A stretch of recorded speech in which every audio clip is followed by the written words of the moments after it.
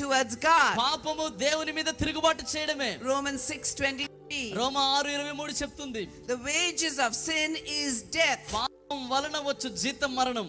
Sin always causes separation. పాపం ఎల్లప్పుడూ ఎడబాటుని తీసుకొస్తుంది. Spiritual death comes first. ప్రియ సహోదరులారా సహోదరులారా ఇదిగో ఆత్మీయ మరణం మొదట సంభవిస్తుంది. When the spirit of man is separated from God. మానవుని ఆత్మ దేవుని నుంచి దూరం అయిపోయినప్పుడు. Isaiah 59:2.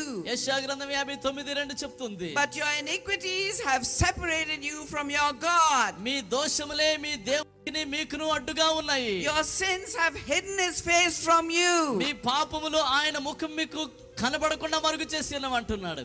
So that he will not hear you. ఆయన మీ మొరను అందుకే ఆలకింపుకున్నాడు అని చెప్తూ ఉన్నది. Isaiah 1:15. యెషయా గ్రంథం 1:15 చూస్తే When you spread out your hands in prayer, కనుక మీరు నా యొద్దకు వచ్చి మీ చేతులు ప్రార్థనలో చాపినప్పుడు I will hide my eyes from you. నా కనులు నేను దాచుకుంటానంటున్నాడు ప్రభు. Even if you offer many prayers, మీరు విస్తారంగా ప్రార్థన చేసినప్పటికీ I will not listen. మీ చేతులు పాపంతో నిండి ఉన్నాయి గనుక మీ ప్రార్థన నేను ఆలకింపుకున్నాను అంటున్నాడు. Sin always causes separation. ఎందుకనగా పాపం ఎల్లప్పుడూ ఎడబాటునే తీసుకొస్తుంది. Eternal death నిత్య మరణం is the final death. అది అంతిమ మరణం అండి. When spirit and soul are separated from God in all eternity. దేవుడి నుంచి మానవుని యొక్క శరీరము ప్రాణ ఆత్మ పూర్తిగా ఎడబాసి అది నిత్య నాశనంలోకి వెళ్ళిపోవడం. In a place of torment. అక్కడ వేదనకరమైన స్థలంలో ఉండడం. Called the lake of fire. అది అగ్ని గుండం అని పిలువబడ్డది. 2 Thessalonians 1:9. దశలోనికి రాసిన మొదటి పత్రిక 1:9 రెండో పత్రిక 1:9 చూస్తే They will be punished with everlasting destruction. ఇదిగో వారు నిత్య నాశనం అనే శిక్షా విధికి వస్తారని రాయబడింది. And shut out from the presence of the Lord and the majesty of his power. ప్రభు యొక్క శక్తి ఎదుటి నుంచి ఆయన ప్రభావం ఎదుటి నుంచి వారు వెలివేయబడుతున్నారని రాయబడి ఉన్నది. Revelation 14:11. ప్రకటన గ్రంథం 14:11 చూస్తే And the smoke of their torment rises forever and ever. వారి యొక్క వేదన ఎంత గొప్పగా ఉన్నదంటే వారి వేదన పొగవలే ఆవం వలె అది ఆకాశం తట్టు వెళ్తూనే ఉంది. This is the final separation. ఇది అంతిమ ఎడబాటు. Sin always causes separation. పాపం ఎల్లప్పుడూ మానవుని చేస్తూనే ఉంది. But అయితే don't you love the goodness of God? దేవుడు ఎక్కడైతే అయితే అన్నాడో అక్కడ ఎంత గొప్ప కార్యం ఉందని అర్థం. Oh, loving wisdom of our God. మన దేవుడు ప్రేమ దేవుడు తనకున్న జ్ఞానంతో When all was sin and shame, ఇదిగో అందరూ పాపంతో తల వంచుకున్న పరిస్థితిలో ఉన్నప్పుడు a final Adam to the fight, కడపటి ఆదామునే యుద్ధానికి పంపించాడు. and to the rescue came. ఇదిగో ఆయన ద్వారానే మనకు గొప్ప విడుదల దొరికింది. God's right judgment దేవుడు న్యాయమైన తీర్పు demands death and destruction for every sinner or every man in Adam. భూలోకంలో ఉన్న ప్రతి పాపికి శిక్ష కలగాలి, ఇదిగో ప్రతిదండన జరగాలనే కోరుతూ ఉంది దేవుని న్యాయమైన At తీర్పు. the same time, కానీ అదే సమయంలో the loving heart of God, ప్రేమగల దేవుని హృదయం who loves you so much, నిన్నెంతగానో ప్రేమించే ఆ దేవాతి దేవుడు cries out for compassion. కనికరించు కనికరించు ఆయన హృదయాన్ని మొరపెడుతూ The ఉంది. eternal God, నిత్యుడైన దేవుడు being both the judge and the justifier, ఆయనే న్యాయ తీర్పరి, ఆయనే మనల్ని నీతిమంతులుగా చేయవాడు. had only one answer, ఆయన దగ్గర ఒకే ఒక్క పరిష్కారం ఉన్నది. and that was to send the last Adam, ఆ పరిష్కారం ఏంటంటే మానవుల కొరకు కడపటి ఆదామును పంపించడమే. the fully human, fully divine God man, ఆయన సంపూర్ణ మానవుడు, సంపూర్ణమైన దేవుడు, the Son of God, the Son of Man, ఆయన దేవుని కుమారుడు, మనుష్య కుమారుడు, born of a virgin, కన్య గర్భములో జన్మించిన God's only begotten Son, దేవుని ఏకైక కుమారుడు, అద్వితీయ కుమారుడు Jesus. యేసు అనే పేరు ఆయనకున్నది. For God so loved the world దేవుడు లోకమును ఎంతో that ప్రేమించాడు, he gave his one and only Son. కాగా తన అద్వితీయ కుమారుని Whoever believes in him విశ్వాసముంచు ప్రతివానిని shall not perish but have eternal life. నశింపక నిత్య జీవము పొందునట్లు అనుగ్రహించు. Hebrews 10:5 following. హెబ్రీ 10:5 చెప్తుంది.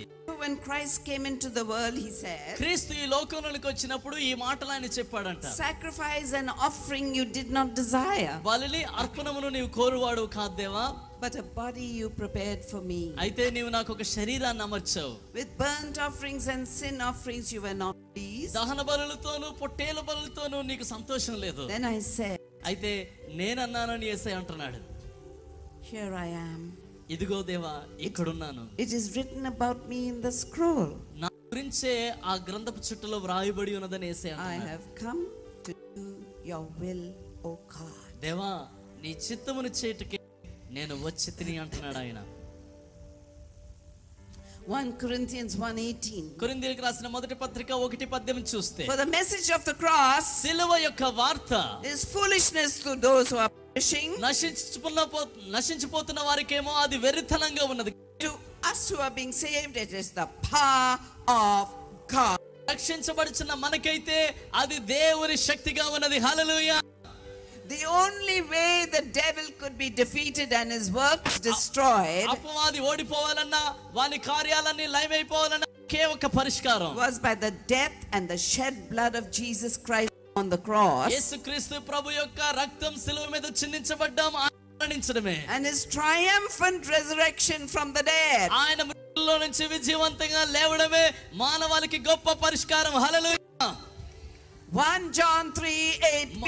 మొదటి యోహాను 3:8 చూసినట్లయితే, For this purpose was the Son of God manifest, దేవుని కుమారుడు ఈ కారణం బట్టే ప్రత్యక్షమయ్యాడని to రాయబడింది. destroy the works of the devil. అపవాది యొక్క క్రియలన్నిటిని లయము చేయటకే ప్రత్యక్షమయ్యాడు. Hallelujah. హల్లెలూయా. కొట్టేసి స్తోత్రాలు చెల్లిద్దాం. హల్లెలూయా. అపవాది క్రియలను లయము చేయడానికి ఆయన ప్రత్యక్షమయ్యాడు. Calvary Our Savior died there. మన రక్షకుడు ఆ స్థలంలో మరణించాడు. A picture of utter desertion and desolation.